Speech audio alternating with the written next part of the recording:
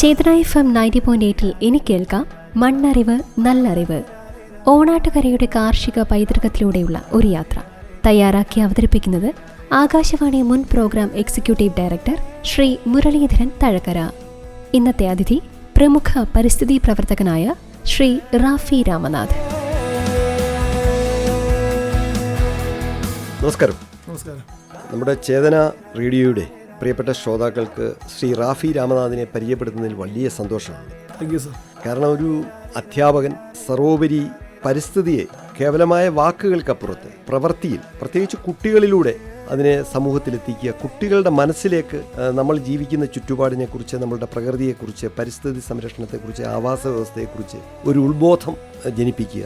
അതിനുവേണ്ട നിരവധിയായ പ്രവർത്തനങ്ങൾ, അത് എണ്ണി പറയുവാൻ ഏറെ പ്രവർത്തനങ്ങളുണ്ട്. അതിലെല്ലാം ഉപരി ഈ വിധ പ്രവർത്തനങ്ങളൊക്കെ കണ്ടറിഞ്ഞിട്ട് നമ്മുടെ രാജ്യത്തിൻ്റെ പ്രധാനമന്ത്രി അദ്ദേഹത്തിൻ്റെ ഏറ്റവും ജനങ്ങളോട് മനസ്സ് തുറക്കുന്ന മൻ കി ബാത്ത് പരിപാടിയിൽ ഇപ്പം താങ്കളുടെ പ്രവർത്തനങ്ങളെക്കുറിച്ച് അദ്ദേഹം പ്രധാനമന്ത്രി തന്നെ വിശദീകരിക്കുന്നു. ഇതൊരു മാതൃകയാണ്, ഉദാത്തമായ മാതൃകയാണ്. കാരണം ഇതാണ് നമ്മൾ പ്രചരിപ്പിക്കേണ്ടത്. പരിസ്ഥിതിക്ക് വേണ്ടി നാട്ടിലുടനീളം മിയാവാക്കി വനങ്ങൾ ഉണ്ടാകേണ്ടതിൻ്റെ ചെറിയ മാതൃകകൾ ഇങ്ങനെ സ്കൂൾ കേന്ദ്രീകരിച്ചുണ്ടാകുന്നു, ഒരു അധ്യാപകൻ അത് ചെയ്യുന്നു എന്നൊക്കെ പറഞ്ഞ് അദ്ദേഹം എനിക്ക് തോന്നുന്നു അദ്ദേഹത്തിൻ്റെ എപ്പിസോഡിൽ 108ാമത്തെ എപ്പിസോഡാണെന്ന് തോന്നുന്നു, ആ എപ്പിസോഡിൽ ഏറ്റവും കൂടുതൽ അതിനെക്കുറിച്ച് പറയുകയുണ്ടായി. അങ്ങനെ ഇപ്പോഴും അതുപോലെ ഇപ്പോൾ സ്കൂളിൽ തന്നെ സ്കൂൾ കൈറ്റ്സ് അല്ലേ, ലിറ്റിൽ കൈറ്റ്സ് എന്ന് പറയുന്ന പരിപാടി, അത് നൂതനമായ സാങ്കേതിക വിദ്യകളെ സമ്പൂർണ്ണമായി ഉപയോഗപ്പെടുത്തിക്കൊണ്ട് പൊതുവിദ്യാഭ്യാസ വകുപ്പ് നടത്തുന്ന ഒരു പദ്ധതിയാണ്. പക്ഷേ അതിൻ്റെ VVHS സ്കൂളിലെ ഇപ്പം വളരെ പുരാതനത്വമുള്ള ഒരു സ്കൂളാണ്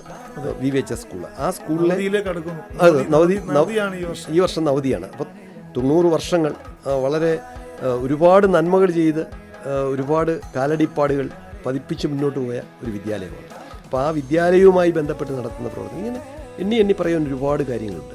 എന്താണ് ഇപ്പോൾ അങ്ങയെ സംബന്ധിച്ചുള്ള ഇപ്പോൾ ഏർപ്പെട്ടിരിക്കുന്ന മേഖലയിൽ, അല്ലെങ്കിൽ ഇപ്പോൾ ചെയ്തു വരുന്നത്, ഇപ്പോൾ പുതിയൊരു വിദ്യാഭ്യാസ വർഷം, ഒരു സ്കൂൾ വർഷം ആരംഭിച്ചു. ചില പ്രവർത്തനങ്ങളുമായിട്ട് നല്ല തുടക്കം നന്നായാൽ പകുതി നന്നായി എന്നാണ്.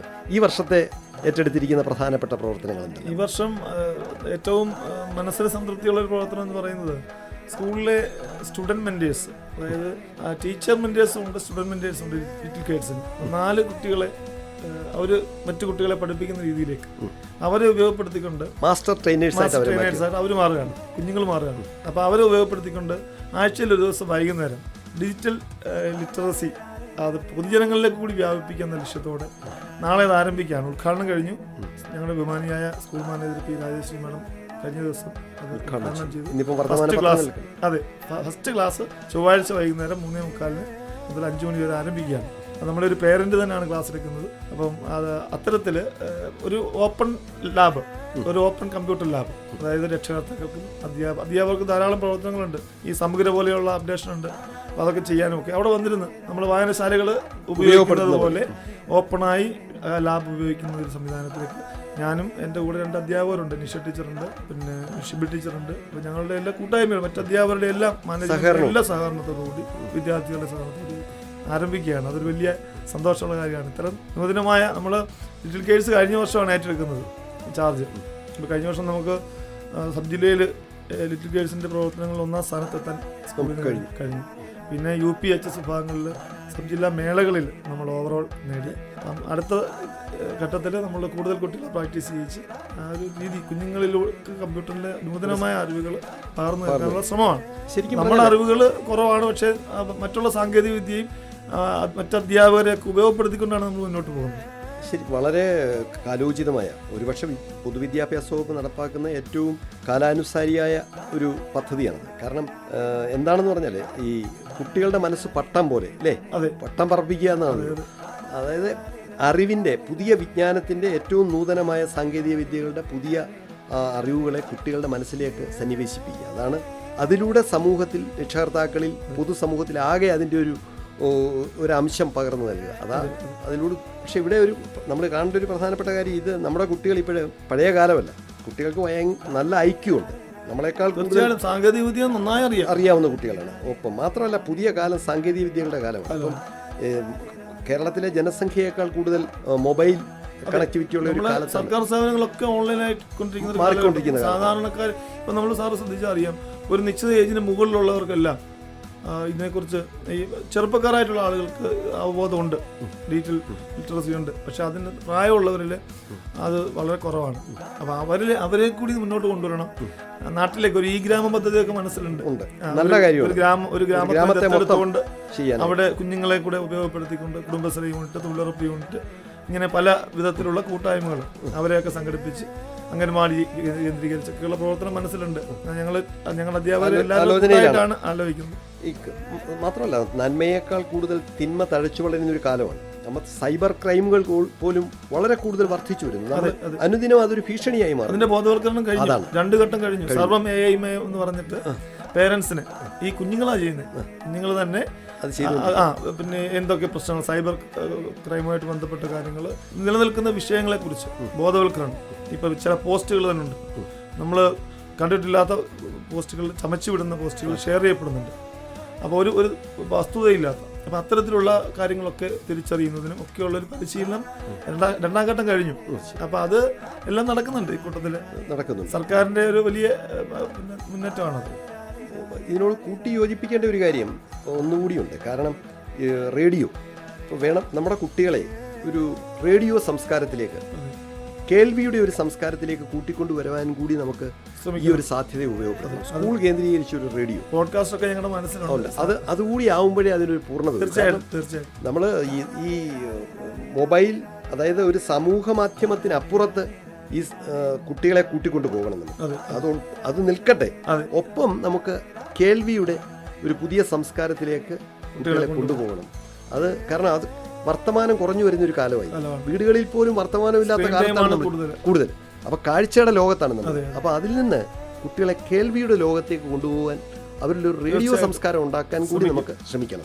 അതാണ് എൻ്റെ ഇതിനോട് കൂട്ടിച്ചേർക്കാനുള്ളത്. തീർച്ചയായിട്ടും എപ്പോഴും നമ്മൾ ഈ കാര്യത്തിൽ നമ്മളുടെയൊക്കെ ഇപ്പൊ തന്നെ ചേതന റേഡിയോ സ്റ്റേഷനിൽ ഇരുന്നാണ് നമ്മൾ സംസാരിക്കുന്നത്. അപ്പൊ ഇത് തന്നെ അതിനൊരു തെളിവാണ്. കാരണം ഇതൊക്കെ പ്രോത്സാഹിപ്പിക്കുക എന്നുള്ളതാണ് മാതൃകയാണ്. ഈ വർഷങ്ങളായി സാറിനെ പിന്തുടരുന്ന ഒരാളാണ് ഞാൻ. അപ്പൊ വലിയ സന്തോഷം. ആകാശവാണിയിൽ ഉണ്ടായിരുന്ന സമയം മുതൽ തന്നെ കാർഷിക മേഖലയോട്ട് അടുത്ത് നിൽക്കുന്ന. ഇനി വേറൊന്ന്, ഇപ്പം പരിസ്ഥിതി രംഗത്ത് ഒരു പക്ഷേ ഈ വൃക്ഷങ്ങളിൽ ആണിയടിക്കുക. അപ്പം നമ്മൾ പലപ്പോഴും ഈ പരസ്യ പ്രചാരണങ്ങളുടെ ഭാഗമായിട്ട് വലിയ ഹോർഡിങ്സ്, ചെറിയ ഈ പരസ്യ ബോർഡുകൾ കൊണ്ടുപോയി മരങ്ങളിൽ വലിയ ആണിയടിച്ചിട്ട് ഉറപ്പിക്കുക. ഇപ്പോൾ അതിന് ശരിക്കും പറഞ്ഞാൽ അതിന് ഏറ്റവും വലിയ കുട്ടികളെ കൂടെ കൂട്ടിയിട്ട് ഇത് എടുത്തു മാറ്റുകയും ഈ ആണി പലപ്പോഴും ഈ മരത്തിനും ഒരു പൊതുശല്യമായി ചില സാഹചര്യത്തിലെങ്കിലും മാറുന്നു. അപ്പം അതിൻ്റെ വളർച്ചയെ തടയുന്നു. അത് കാരണം വളർന്നുകൊണ്ടിരിക്കുന്ന ഒരു മനുഷ്യന്റെ മേൽ ആണിയടിക്കുന്ന പോലെ തന്നെയാണ് ഒരു വൃക്ഷത്തിന്റെ മേൽ ആണിയടിക്കുമ്പോഴും. ഈ ആണിയടിക്കുന്നിടത്തൂടെ വെള്ളം ഇറങ്ങിയിട്ട് അത് ഉണങ്ങി ദ്രവിച്ചു പോകുന്നൊരു. അപ്പൊ അത് താങ്കൾ ചെയ്ത ഒരു 2012-ലാണത്. അപ്പം ഇത്തരത്തില് വ്യാപകമായി ഈ ചെറിയ ബോർഡുകളും വലിയ ബോർഡുകളും ഒക്കെ തറച്ചു വെക്കുക.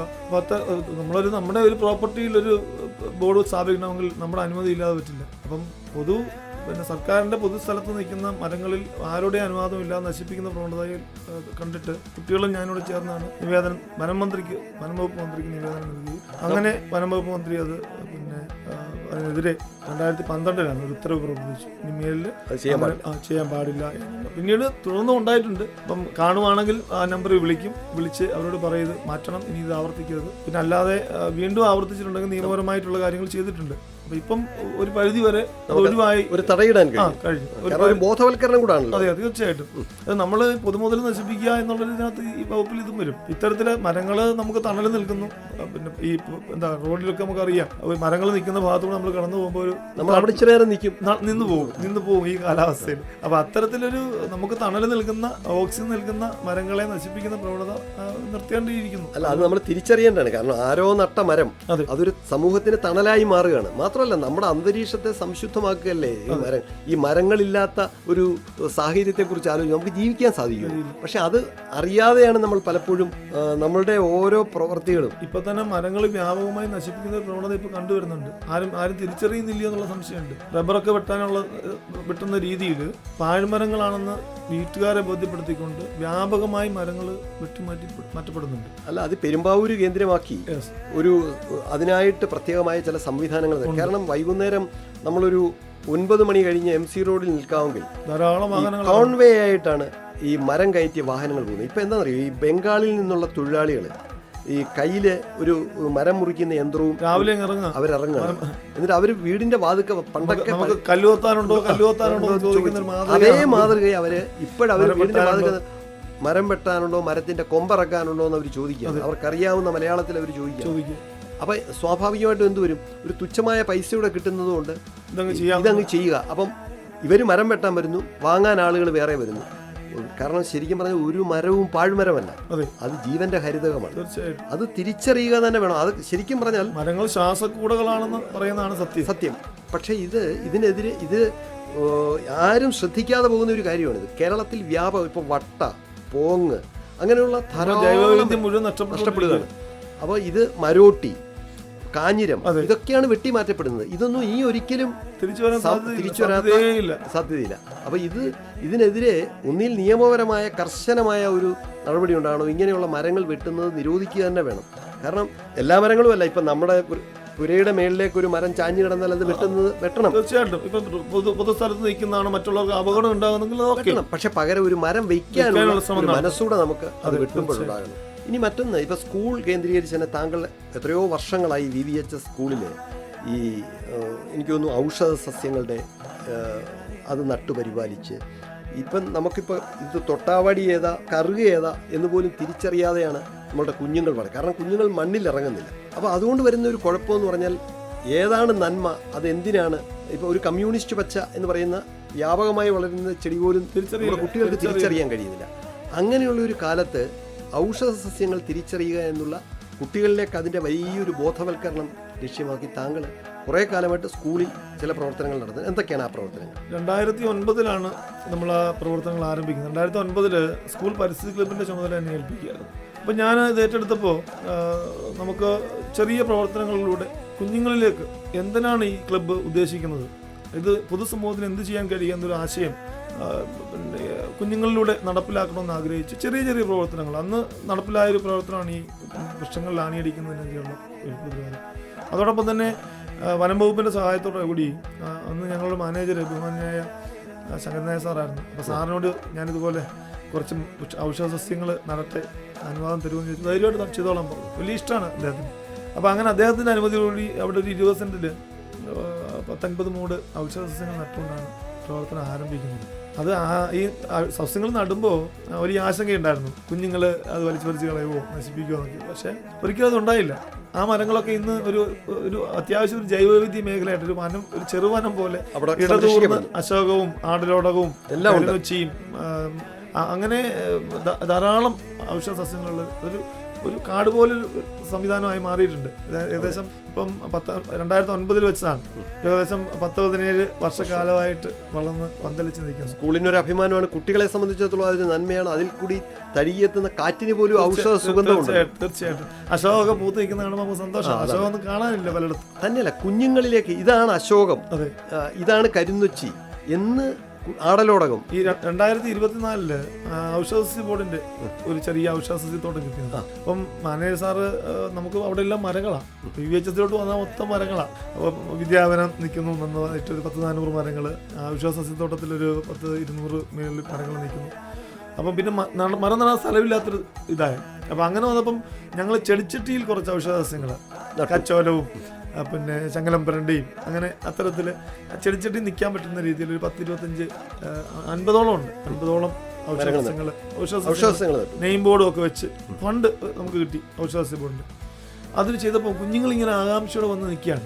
നറുനീണ്ടിയും പിന്നെ ചങ്ങലംപരണ്ടിയും കച്ചോലം ഒക്കെ കാണുന്നത് അവർക്ക് വലിയ കൗതുകമാണ്. അവർ ഇങ്ങനെ ഓരോന്ന് പേര് ഇങ്ങനെ വായിച്ച് ജീവിതത്തിൽ ആദ്യമായിട്ടാണ് ആ പേര് പോലും കേൾക്കുന്നത്. പറമ്പിലൊക്കെ നിൽക്കുന്നെങ്കിൽ അവർ പറമ്പിലേക്ക് നടക്കുന്നില്ലല്ലോ, തിരിച്ചറിയുന്നില്ല, ബട്ടർഫ്ലൈയെ നോക്കുന്നില്ല. അത് പറഞ്ഞപ്പോഴാണ് ഓർത്തത്. കഴിഞ്ഞ വർഷം ഞങ്ങളുടെ ലിറ്ററേച്ചർ സെന്റർ പ്രധാന പ്രവർത്തനമായിരുന്നു ഫോട്ടോഷൂട്ട് മത്സരം. ശലഭങ്ങളെ ഫോട്ടോ എടുക്കുക. അപ്പം ഇവർ ഈ സ്ക്രീൻ ടൈമും ഒക്കെ മാറ്റി വെച്ചിട്ട് ഇതിന്റെ പുറകോട്ടൊന്ന് ഇറങ്ങട്ടെ, മണ്ണിലിറങ്ങും, ചെടികളെ നോക്കും, ഏതൊക്കെ ചെടികളിലാണ് ഈ ശലഭങ്ങൾ വരുന്നതെന്ന് അറിയാം, വ്യത്യസ്ത ശലഭങ്ങൾ. അങ്ങനെ അതിന്റെ ഒരു മത്സരം സംഘടിപ്പിച്ച് അതിന്റെ ഒരു പ്രദർശനം സംഘടിപ്പിച്ച് ബഹുമാനായ MLA നമ്മുടെ അരുൺകുമാർ ആയിരുന്നു അതിന്റെ ഉദ്ഘാടനം. അതൊരു പദ്ധതിയായിരുന്നു.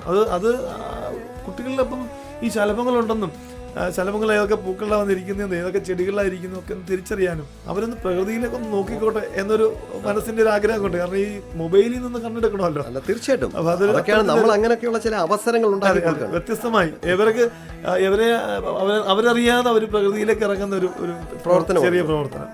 അപ്പോൾ ഇതിൻ്റെ എല്ലാം ഭാഗമായിട്ടാണല്ലോ ഇപ്പോൾ പ്രധാനമന്ത്രിയുടെ മൻ കി ബാത്ത് പരിപാടി. ഇപ്പം എനിക്ക് ഈ ഇന്ത്യയിലെ ജനങ്ങളോട്, ഭാരതത്തിലെ ജനങ്ങളോട് മനസ്സ് തുറക്കുന്ന, രാജ്യത്തിൻ്റെ പ്രധാനമന്ത്രി മനസ്സ് തുറക്കുന്ന പദ്ധതി. എല്ലാ മാസത്തെ ഏറ്റവും അവസാനത്തെ ഞായറാഴ്ചയാണ് രാവിലെ ആ പരിപാടി. അത് മാത്രമല്ല എല്ലാ മാധ്യമങ്ങളും അത് വളരെ പ്രാധാന്യത്തോടുകൂടി അത് പ്രക്ഷേപണം ചെയ്യുകയും അതുപോലെ തന്നെ ജനങ്ങളിൽ എത്തുകയും ചെയ്തു. ഏതെങ്കിലും ഒരു പ്രധാനപ്പെട്ട സന്ദേശം, ഇപ്പോൾ പരീക്ഷാകാലമാണെങ്കിൽ പരീക്ഷയെ എങ്ങനെ നേരിടണം കുട്ടികൾ, ഇങ്ങനെ വളരെ വ്യത്യസ്തമായ കാലോചിതമായ ഒരുപക്ഷെ പൊതുസമൂഹത്തിനാകെ, രാജ്യത്തെ ജനങ്ങളാകെ അറിയേണ്ട കാര്യങ്ങളാണ് അദ്ദേഹം പങ്കുവയ്ക്കുന്നത്. അപ്പോൾ ആ ഒരു പരിപാടിയിൽ അതിൻ്റെ 108ാമത്തെ എപ്പിസോഡിൽ അദ്ദേഹത്തോടൊപ്പം അല്ലെങ്കിൽ അദ്ദേഹം പങ്കെടുത്ത പരിപാടിയിൽ അങ്ങ് പരാമർശിക്കപ്പെട്ടു. അത് അങ്ങയുടെ പരിസ്ഥിതി മേഖലയിലെ പ്രവർത്തനങ്ങളെയാണ് അദ്ദേഹം ഏറ്റവും കൂടുതൽ എടുത്തു പറഞ്ഞത്.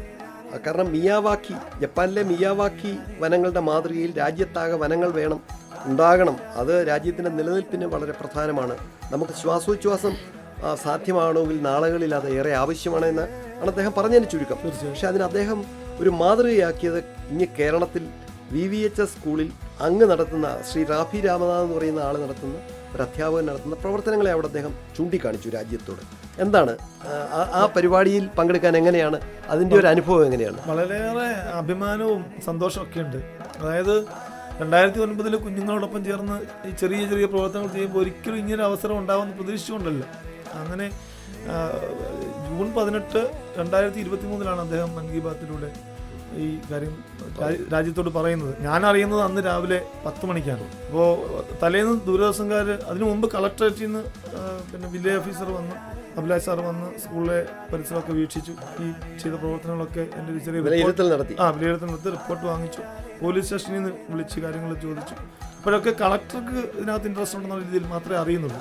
അപ്പം സാറ്റർഡേ വന്നിട്ട് ദൂരദർശൻ ടീം വന്നു, ഷൂട്ടിംഗ് ഒക്കെ ചെയ്തു. എന്നിട്ട് പറഞ്ഞു സാറിൻ്റെ ഒരു ബൈറ്റൊക്കെ എടുക്കാൻ വേണ്ടി ഞങ്ങളൊരു പ്രവർത്തനത്തിനാണെന്നാണ് പറഞ്ഞത്.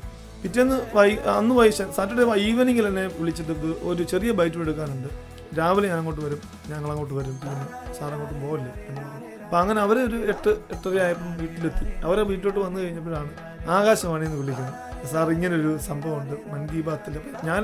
എനിക്ക് മനസ്സിലായില്ല എന്താണെന്ന്.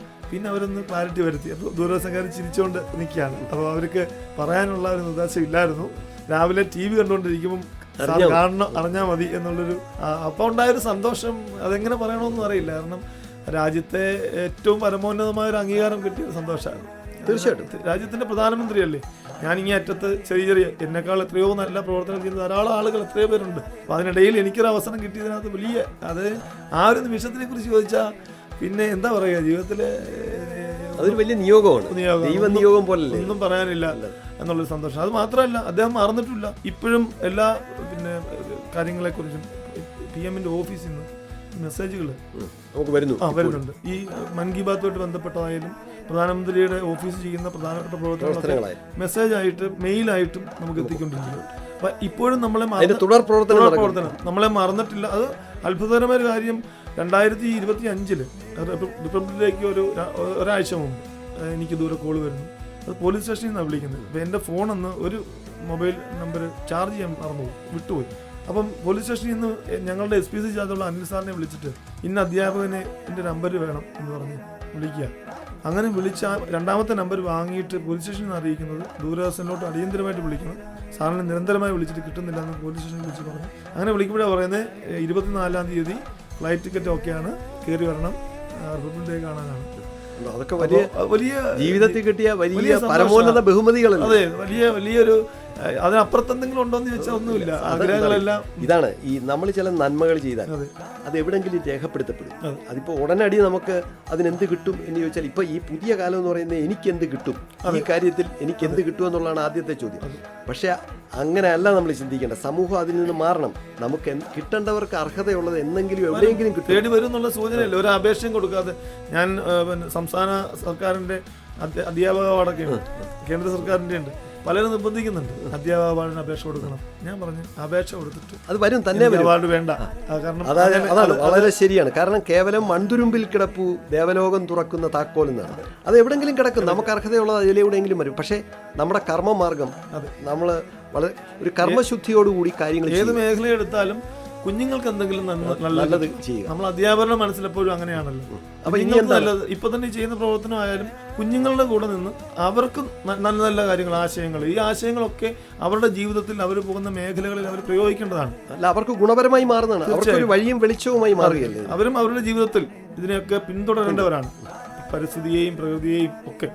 ഇത് ഇപ്പൊ ഈ പ്രവർത്തനങ്ങളിൽ ഇപ്പൊ ഈ ഓരോ വർഷവും നമ്മൾ ഇതുപോലുള്ള ധാരാളം കാര്യങ്ങൾ ചെയ്യുന്നു. ഏതെങ്കിലും തരത്തിലുള്ള ഇപ്പം ജൈവ വൈവിധ്യ ബോർഡ്, അതുപോലെ തന്നെ വനം വകുപ്പ്, ഇവരുടെയൊക്കെ എന്തെങ്കിലും ഈ വൃക്ഷത്തൈകളുടെ വിതരണം, അങ്ങനെയൊക്കെയുള്ള ഒരുപാട് കാര്യങ്ങൾ താങ്കൾ ചെയ്യുന്നുണ്ട്. പിന്നെ 2009 ഈ പ്രവർത്തനങ്ങൾ തുടങ്ങി. 2012 നമുക്ക് സംസ്ഥാന സർക്കാരിന്റെ വനമിത്ര പുരസ്കാരം കിട്ടി, സ്കൂളിൽ കിട്ടി. അന്നൊക്കെ നമ്മൾ വിദ്യാലയത്തിന് ആണ് പ്രധാനം കൽപ്പിക്കുന്നത്, നമ്മൾ വ്യക്തിപരമായ നേട്ടങ്ങൾക്കപ്പുറം. 2012 പിന്നെ ഈ പരിസ്ഥിതി അവാർഡ്, വനമിത്ര പുരസ്കാരം കിട്ടി. ബഹുമാനായ ഉമ്മൻചാണ്ടി സാറാണെന്ന് മുഖ്യമന്ത്രി അവാർഡ് കൈമാറിയത്. 25,000 രൂപയായിരുന്നു കിട്ടിയത്. അതുപോലെ 2013 നമുക്ക് ബയോഡൈവേഴ്സിറ്റി സ്കൂളിന്, അതായത് NGCയുടെ നാഷണൽ ഗ്രീൻ ക്രോപ്സ് എന്ന് പറഞ്ഞിട്ട് NGC പരിസ്ഥിതി ക്ലബിന്റെ, അത് നമ്മളെ സംസ്ഥാനത്തെ 5 സ്കൂളിൽ ഒന്നായി പരിഗണിക്കുകയും അവസാന റൗണ്ടിൽ നമുക്ക് ജില്ലയിൽ 1ാം സ്ഥാനം മാത്രമായിട്ട് മാറുകയും ചെയ്തു. സ്റ്റേറ്റിൽ പരിഗണിച്ചതാണ്. അപ്പോൾ അന്ന് ഷീലാ ദീക്ഷിത് മേഡമാണ് ഗവർണർ. അദ്ദേഹത്തിന്റെ കയ്യിൽ നിന്ന് കുട്ടികളോടൊപ്പം ഏറ്റുവാങ്ങാൻ സാധിച്ചു. പിന്നെ അങ്ങോട്ട് 2015 എനിക്ക് ബയോഡൈവേഴ്സിറ്റി സംസ്ഥാന പുരസ്കാരം ലഭിച്ചു. പിന്നെ 2022 വനമിത്ര പുരസ്കാരം ലഭിച്ചു. പിന്നെ 2016 സ്കൂളിന് സംസ്ഥാന ജൈവവൈവിധ്യ ബോർഡിന്റെ. അപ്പൊ അങ്ങനെ പുരസ്കാരങ്ങളുടെ ഒരു ധാരാളം പുരസ്കാരങ്ങൾ, പുഷ്കലകാലമാണ്. തീർച്ചയായും ധാരാളം പുരസ്കാരങ്ങൾ. അല്ല, അത് വെറുതെ അല്ലല്ലോ. നമ്മൾ ചെയ്ത നന്മയുള്ള മണ്ണിനെയും പ്രകൃതിയെയും ഈ പരിസ്ഥിതിയെയും ആവാസ വ്യവസ്ഥയെയും ഒക്കെ അറിഞ്ഞു ചെയ്ത നന്മ പ്രവർത്തനങ്ങൾ, പ്രത്യേകിച്ച് കുട്ടികളിലേക്ക് അതിന്റെ വലിയ സ്ഥാനമുണ്ട്. അത് പ്രസരിപ്പിക്കാൻ തലമുറയിൽ അവർ പോകുന്ന മേഖലകളിൽ അവർ മണ്ണിനെയും മനുഷ്യനെയും ഒക്കെ സ്നേഹിക്കുന്ന ഒരു മനസ്സുള്ളവരായി മാറുക. ഏറ്റവും നമ്മുടെ അധ്യാപകൻ അങ്ങനെ ആയിരിക്കണമല്ലോ, ചെയ്തു കൊടുക്കുന്ന ഏറ്റവും വലിയ നന്മയാണ്. അതെ, നമ്മുടെ കുഞ്ഞുങ്ങളിലൂടെ പ്രകാശം ഉണ്ടാക്കുക. അവരാണ് നമ്മുടെ അടുത്ത തലമുറയെ അല്ലെങ്കിൽ അടുത്ത കാലഘട്ടത്തിനെയൊക്കെ പ്രകാശിപ്പിക്കേണ്ടത് അവരാണ്. അപ്പോൾ ഇനി നമ്മളിപ്പോൾ ധാരാളം കാര്യങ്ങൾ പറഞ്ഞു. ഇതിനിടയിൽ ഞാൻ ചോദിക്കട്ടെ, ഇതിനിടയിൽ താങ്കൾ ഈ പെയിന്റിങ്, ഇപ്പം ഒരു കലാകാരൻ എന്ന് ഞാൻ നേരത്തെ പറഞ്ഞു, മ്യൂറൽ പെയിന്റിങ്. ഇപ്പം മ്യൂറൽ പെയിന്റിങ് പഠിക്കുകയും ഒപ്പം മ്യൂറൽ പെയിന്റിങ്ങിൽ ഇപ്പോൾ ഏതാണ്ട് അതിൻ്റെ ഒരു നല്ലൊരു നിലയിലേക്ക് എത്തിയിട്ടുണ്ട്. ഇപ്പം സ്വന്തമായി പെയിന്റ് ചെയ്യുകയും ധാരാളം പെയിന്റിങ്ങുകൾ സ്വന്തമായി നടത്തുകയൊക്കെ ചെയ്തു. അത് പഠിച്ചെടുത്ത ഒരു വിദ്യയാണ്. താങ്കളുടെ മനസ്സിലുണ്ടായിരുന്ന ഒരു എന്താ പറയുന്ന ഒരു വലിയ കലാബോധത്തെ താങ്കളൊന്ന് തൊട്ടുണർത്തി അതിനെ ഒന്ന് ചെറുപ്പത്തില് വരയ്ക്കുമായിരുന്നു. അത് കോളേജ് കാല ബോട്ടണിയായിരുന്നു. അപ്പം ബോട്ടണിയിൽ ധാരാളം വരയ്ക്കാനുണ്ട്. അപ്പം എൻ്റെ തന്നെയല്ല റെക്കോർഡ്, എൻ്റെ കൂട്ടുകാരുടെയൊക്കെ, നമ്മുടെ റഫീഖ ടീച്ചർ, ഓമനക്കുട്ടി ടീച്ചർ ഒക്കെ ആയിരുന്നു ഞങ്ങളുടെ കോളേജിലെ പ്രൊഫസേഴ്സ്. അപ്പോൾ ടീച്ചറിൻ്റെയൊക്കെ സൈൻ മേടിക്കുന്നത് വലിയ ബുദ്ധിമുട്ടാണ്. അപ്പം ഞാൻ വരച്ചു കൊടുത്താലേ സൈൻ കിട്ടും. അപ്പോൾ അങ്ങനെ മിക്കവാറും എല്ലാവരുടെയും ഞാനായിരുന്നു വരച്ചു കൊടുക്കുന്നത് റെക്കോർഡ് ബുക്ക്. അപ്പം അങ്ങനെയൊക്കെയുള്ള രീതിയിൽ അതങ്ങ് നിന്നതാണ്. പക്ഷെ കൊറോണ കാലത്ത് ഇങ്ങനെ വീട്ടിലിങ്ങനെ എല്ലാവരും ചുമ്മാ ഇരുന്നൊരു കാലഘട്ടം ഉണ്ടല്ലോ. അപ്പോൾ ആ സമയത്ത് ചുമ്മാ ഞാനൊന്ന് വരച്ചു നോക്കി. അപ്പോൾ എന്തൊക്കെയോ വരയ്ക്കാൻ എനിക്ക് കഴിയുന്നു, എൻ്റെ മനസ്സിലൊരു ബാക്കി നിൽക്കുന്നു. അങ്ങനെ ഞാൻ ഇങ്ങനെ ഓൺലൈനിൽ തപ്പി നോക്കിയപ്പോൾ നമ്മുടെ അടുത്ത് ഒരു ടീച്ചർ, വത്സല ടീച്ചർ, നൂറിനാട് ടീച്ചറിൻ്റെ നമ്പർ കിട്ടി. ടീച്ചറിനെ വിളിച്ചു. ടീച്ചറിനോട് പറഞ്ഞു, ടീച്ചർ ഇതുപോലെ ചിത്രമാല എന്ന് പറഞ്ഞ ഇൻസ്റ്റിറ്റ്യൂട്ട് നടത്തുന്നു, ടീച്ചർ പാറയിൽ ഇങ്ങനൊരു ആഗ്രഹമുണ്ട്. അപ്പോൾ പറഞ്ഞു നമുക്ക് പഠിക്കാം. അങ്ങനെ 2 മാസക്കാലം ടീച്ചറിൻ്റെ അടുത്ത് പഠിച്ചു. പക്ഷെ എനിക്ക് സംതൃപ്തി ആയില്ല. കാരണം ഇനി എന്തൊക്കെയോ കൂടുതൽ ഉണ്ട് എന്നൊരു. അപ്പം അങ്ങനെയാണ് ഞാൻ ഓൺലൈനിൽ ഇങ്ങനെ വീണ്ടും സെർച്ച് ചെയ്തുകൊണ്ടിരുന്നത്. അപ്പോഴാണ് ഗുരുവായൂരിൽ സ്വസ്തിക് മ്യൂറൽസിനെ കുറിച്ച് അറിയുന്നത്. അത് അദ്ദേഹം പിന്നെ ഗുരുവായൂർ ദേവസ്വം ബോർഡിൻ്റെ ചുവർച്ചിത്ര പഠന കേന്ദ്രത്തിൽ 5 വർഷക്കാലം പഠിച്ച മനുഷ്യനാണ്. വളരെ നന്നായി വരയ്ക്കുന്ന, എനിക്ക് വലിയ എൻ്റെ സെയിം ഏജാണ്. എനിക്ക് വലിയ ആരാധനയോടെ ഞാൻ നോക്കുന്ന ഒരാൾ. ഗുരുവാണ് നിലവിൽ. അപ്പം അങ്ങനെ അദ്ദേഹത്തിനെ സമീപിക്കുകയും അങ്ങനെ അദ്ദേഹത്തിനോട് തുടർച്ചയായി അദ്ദേഹം ആദ്യമൊക്കെ നിരുത്സാഹപ്പെടുത്തി. കാരണം ഒരുപക്ഷെ ഇങ്ങനെ ധാരാളം ആളുകൾ ചെല്ലുന്നുണ്ട്. പിന്നീട് എൻ്റെ ആഗ്രഹം മനസ്സിലാക്കിയിട്ട് സാർ എന്നാ പോകുന്നുള്ളൂ എന്ന് പറഞ്ഞു. അങ്ങനെ ഒരു 10 days ക്യാമ്പിൽ പങ്കെടുത്ത് ആദ്യം 10 ദിവസം റെസിഡൻഷ്യൽ ക്യാമ്പ് നടത്തി അദ്ദേഹം. അങ്ങനെ ക്യാമ്പിൽ പങ്കെടുത്തു കഴിഞ്ഞപ്പോൾ എനിക്ക് വീണ്ടും പഠിക്കണം. അപ്പോൾ സൺഡേയിൽ ക്ലാസ് ഉണ്ട് അവിടെ. അപ്പം എല്ലാ സൺഡേയിലും ഞാൻ ഇവിടുന്ന് അവിടെ പോകും. പോവും. കഴിഞ്ഞൊരു മാസക്കാലം പോകാൻ പറ്റിയിട്ടില്ല, സ്കൂളിലെ തിരക്കുകൾ കാരണം. ജൂൺ പ്രവേശനോത്സവമൊക്കെ അല്ലായിരുന്നു, അതിൻ്റെ കുറച്ച് തിരക്കുകളുണ്ടായിരുന്നു. എല്ലാ പിന്നെ ആഴ്ചയിലും അവിടെ പോയി സാറ്റർഡേ പോവും, സൺഡേ ക്ലാസ് കഴിഞ്ഞ് തിരിച്ചു പോരും. എങ്കിലും ഒരു ഘട്ടം എത്തി ഒരു അത്യാവശ്യം സ്വന്തമായി ചിത്രങ്ങൾ വരയ്ക്കുന്ന രീതിയിലൊക്കെ എത്തി. എങ്കിലും അറിയാനുണ്ട്, കടൽക്കരയിൽ നിൽക്കുന്ന കുട്ടിയുടെ കൂട്ടേ ഉള്ളൂ, കാരണം ധാരാളം അറിയാനുണ്ട്. 5 വർഷക്കാലം അദ്ദേഹം പഠിച്ച കാര്യങ്ങളാണ് നമുക്ക് കൺവേ ചെയ്ത് തന്നുകൊണ്ടിരിക്കുന്നത്. ധാരാളം സമയം ആ രംഗത്തും താങ്കൾക്ക് പ്രശോഭിക്കാൻ കഴിയട്ടെ. സന്തോഷം. അപ്പോൾ നമ്മൾ ധാരാളം കാര്യങ്ങൾ സംസാരിച്ചു. ഇപ്പം നമ്മൾ ഇപ്പോൾ താങ്കളെപ്പോലെയുള്ള ശരിക്കും പറഞ്ഞാൽ സമസ്ത മേഖലകളിലും ഒരു മേഖലയിൽ ഒതുങ്ങി നിൽക്കുന്നില്ല. അത് ഈ പുതിയ കാലത്ത് അങ്ങനെയാണ് വേണ്ടത്. നമ്മൾ ഏതെങ്കിലും ഒരു മേഖലയുമായിട്ട് മാത്രം പോകുന്നതിന് പകരം നമുക്ക് ചെയ്യാവുന്ന ചില നന്മകൾ എല്ലായിടത്തും നമ്മളെക്കൊണ്ട് കഴിയുന്നത് ചെയ്യുക. ഇപ്പം അത് പരിസ്ഥിതിയുടെ മേഖലയിൽ, അധ്യാപന രംഗത്ത്, അത് കുട്ടികളിലേക്ക് പുതിയ നൂതനമായ അറിവുകൾ എത്തിച്ചു നൽകുന്നതിന്, വരയുടെ രംഗത്ത്, അങ്ങനെ ഈ ശരിക്കും പറഞ്ഞാൽ ഒരു സർവ്വകലകളെയും സംയോജിപ്പിച്ചുകൊണ്ടുള്ള ഒരു ജീവിതം. താങ്കൾക്ക് ഞങ്ങളുടെ ചേതന റേഡിയോയുടെ പ്രിയപ്പെട്ട ശ്രോതാക്കളുമായി ഇത്രയും നേരം താങ്കളുടെ അറിവനുഭവങ്ങൾ പങ്കുവച്ചതിന് നന്ദി. നമസ്കാരം. സന്തോഷം സാർ. Thank you.